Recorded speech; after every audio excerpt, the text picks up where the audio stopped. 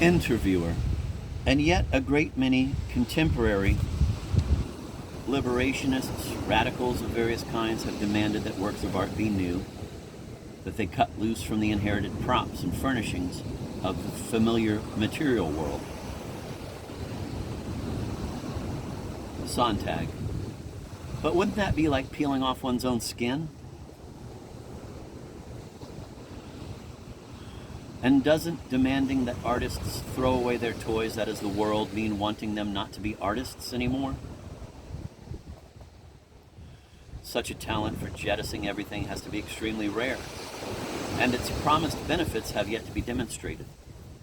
The clean sweep being proposed as a goal for radical therapy as well as art, and by extension for politics, suggests that liberation can be very confining.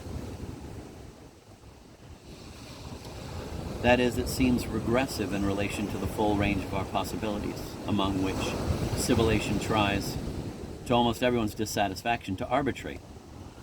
The price we pay for liberation in that undialectical sense is at least as steep as the price we've been paying for civilization. If we are indeed going to be forced to choose between defensive fantasies of liberation and ruling corruptions of civilization, let's work fast to soften the harshness of that choice. It's sobering to realize that both options seemed just as morally defective a century ago when Henry James made his prescient, melancholy analysis of our post-1960s cultural dilemmas in The Prince's Casa Massima, with imaginary London anarchists anticipating American New Left and countercultural ideologues. You seem to be talking about a politicized version of the classic modernist demand on art, making it new, but then the only difference between the Poundian demand and the more recent imperatives is a radical politics. And I'm not sure that the language in which this politics is declared should be taken at face value. Question the self-designated radicals who appear to be calling for a cultural tabula rasa, and I think you'd find that they are seldom as modernist as their rhetoric would imply. The way you formulated their protest seems to me to confuse a moralistic political radicalism, assumed to be a good thing, with an amoral revolt against the inherited past that is in full complicity with the status quo. Much of radical dissent is animated by a kind of restorationism, the wish to reconstitute communal pleasures and civic virtues that have been wiped out to make possible the very real tabula rasa of our consumer society. A radical in the sense you describe would be Andy Warhol, the ideally passive avatar of an economy in which everything of the past is scheduled to be traded in for newer goods.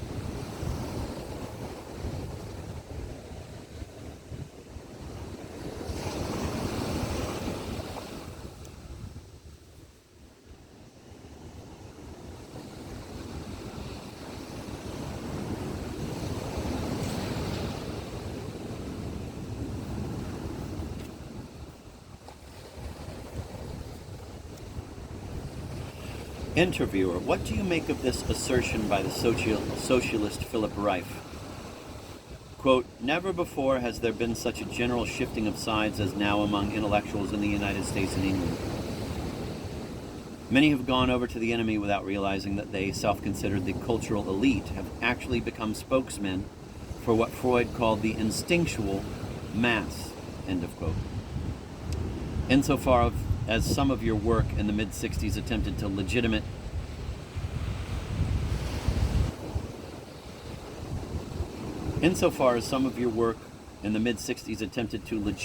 an easier relation between popular culture and the elite, would you say that you had, quote, gone over to the enemy, end of quote?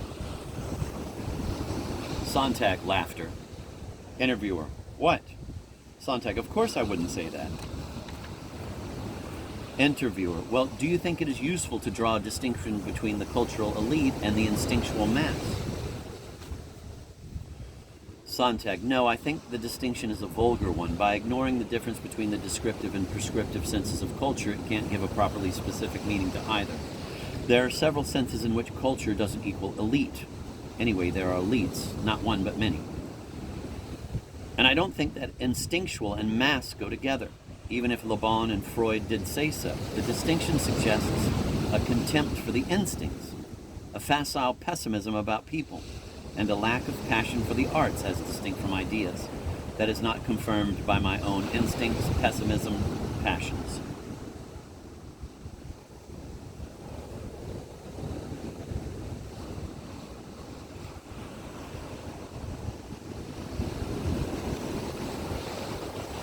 Intellectuals who want to defend our poor, sick culture should resist the all too understandable temptation to fume about the unlettered masses and accuse other intellectuals of joining the enemy. If I'm leery of talking about a cultural elite, it's not because I don't care about culture, but because I think the notion is virtually unusable and should be retired.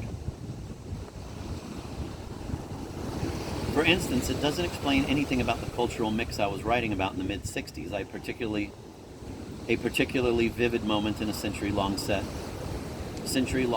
of exchanges between different levels of culture. Different elites, early modernists like Rimbaud, Stravinsky, Apollinaire, Joyce, and Eliot had showed how, quote, high culture, end of quote, could assimilate shards of, quote, low culture, end of quote, The Wasteland, Ulysses, etc., etc. By the 1960s, the popular arts, notably film and rock music,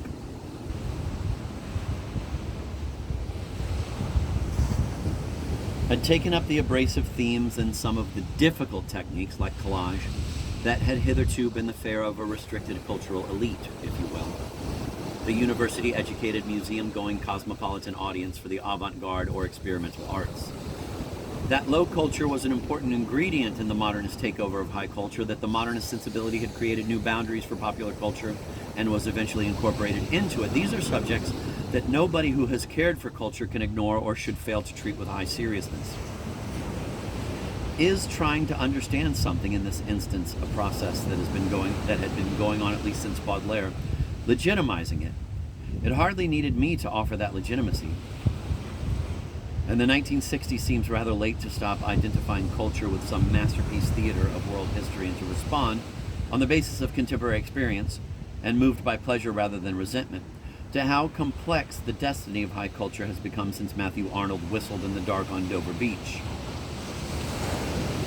The notion of culture implied by Reif's distinction seems to me awfully middle-brow and plausible only to someone who has never been really immersed in or derived intense pleasure from contemporary poetry and music and painting. Does culture here mean art? And what art? Does it mean thought? They're not the same, and culture isn't exactly synonymous with either. Tory-ish labels like cultural elite and instinctual mass do not tell us anything useful about how to protect that endangered species. High standards. Diagnoses of cultural sickness made in such general and self-congratulatory terms become a symptom of the problem, not part of the answer. Interviewer. In 1964, in your essay Notes on Camp, you wrote, "I am strongly drawn to camp and almost as strongly offended by it. That is why I want to talk about it and why I can." End of quote. And you continued, quote, "To name a sensibility, to draw its contours, and to recount its history requires a deep sympathy modified by revulsion." End of quote. Could you tell us something more about that dual set of attitudes, sympathy, revulsion, particularly in relation to what you call, quote, the corny flamboyance of femaleness, end of quote, embodied in certain actresses? And how do such responses relate to your feminist sensibility?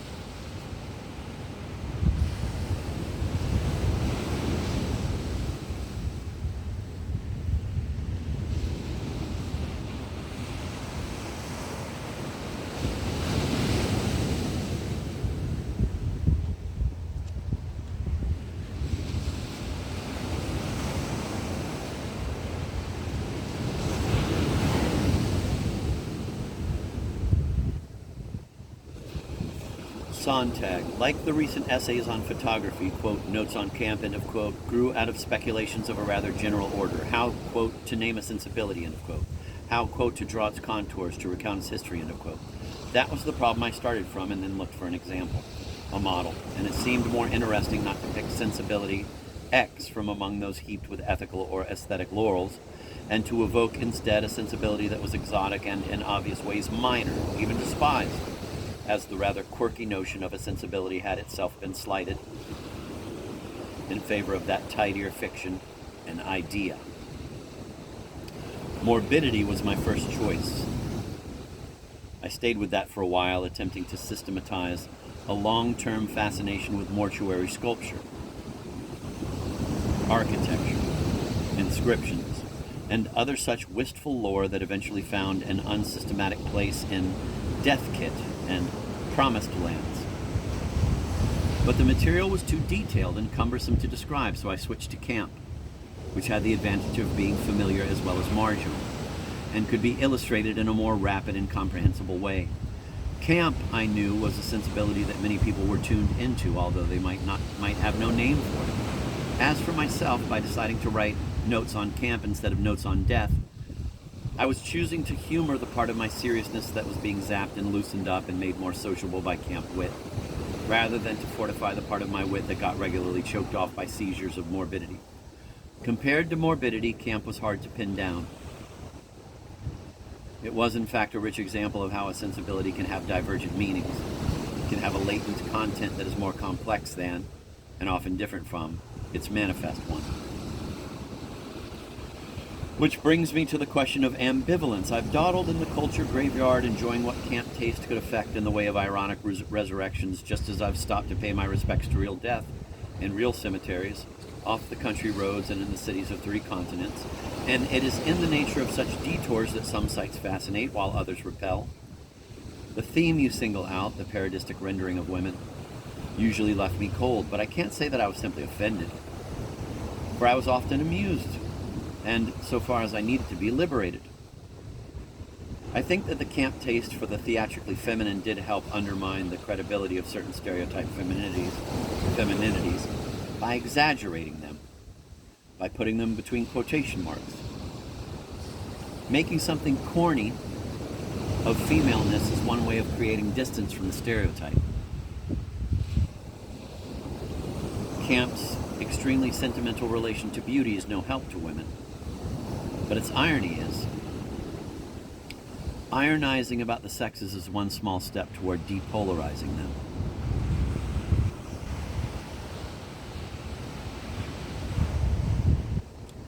In this sense, the diffusion of camp taste in the early 60s should probably be credited with a considerable, if inadvertent, role in the upsurge of feminist consciousness in the late 1960s.